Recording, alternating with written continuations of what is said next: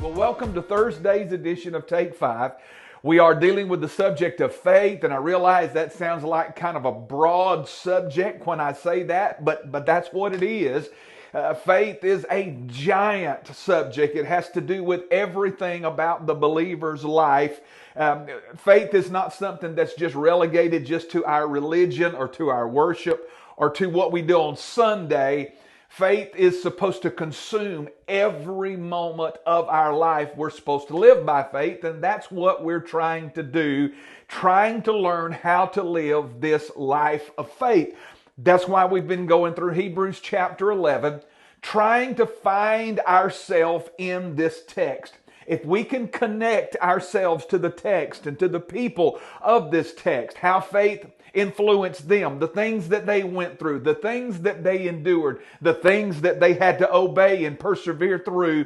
When we can look at all of these different characters that we have studied and we can find ourselves in the text, then it helps us to understand that the Bible is not just written about these people. The Bible is written about these people, but it's written to us so that we can know that faith applies to us just like it did to them, and that we can have the same power of faith that they have. Now this week we're talking about Gideon, and we're learning some things about him. We've kind of found ourselves how we can connect to Gideon, because Israel was in a bad shape because of idolatry. God had removed his hand from them, from protecting them and providing for them, and the Midianites and two other nations had come in and were just plundering Israel year after year. They did this for 7 consecutive years.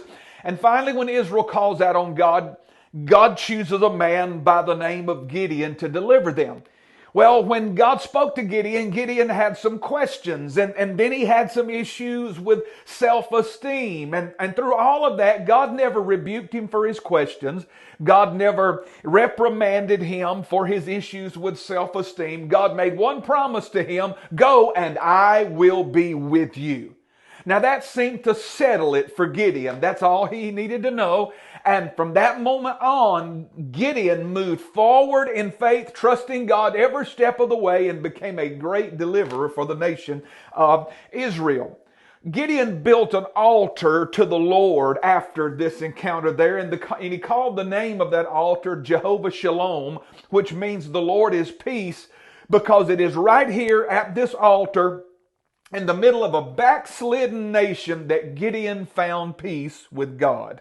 His walk of faith has taken him through questions about God's providence. It has carried him through the struggles and the pressure of low self-esteem. And now his walk of faith is about to take him through something even harder, because now God instructs Gideon to pull down the altar of Baal and cut down the Asherah pole that's near it. And this is going to be a very trying task for Gideon, because his father Joash is the one that built the altar, and he is the custodian of that altar to Baal.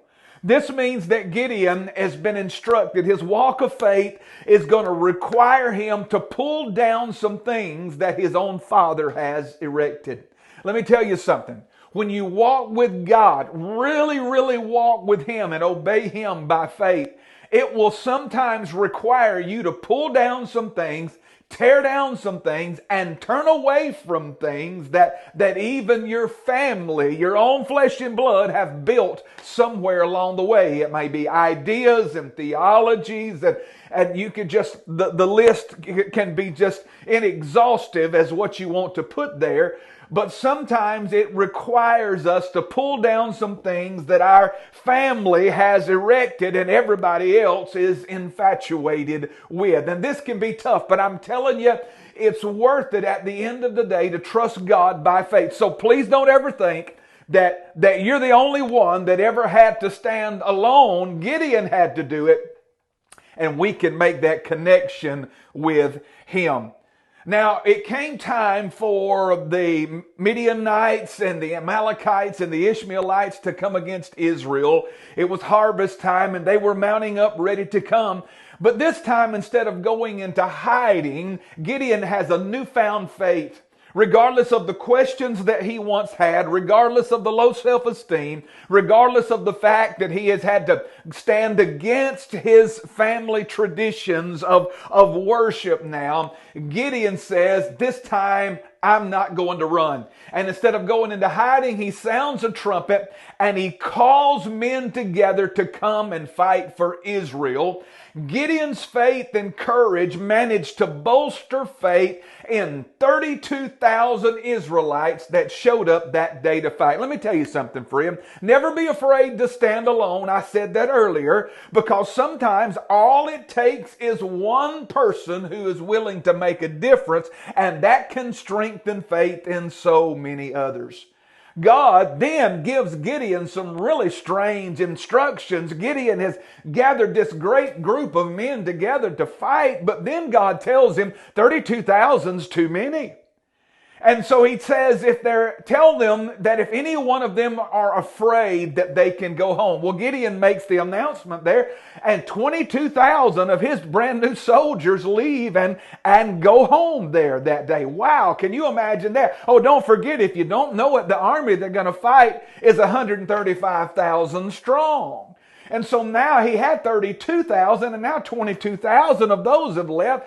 And God says, Gideon, that's still too many. I want Israel to know that I am the one that gave them the victory. So go down to the river there and tell them all to drink water.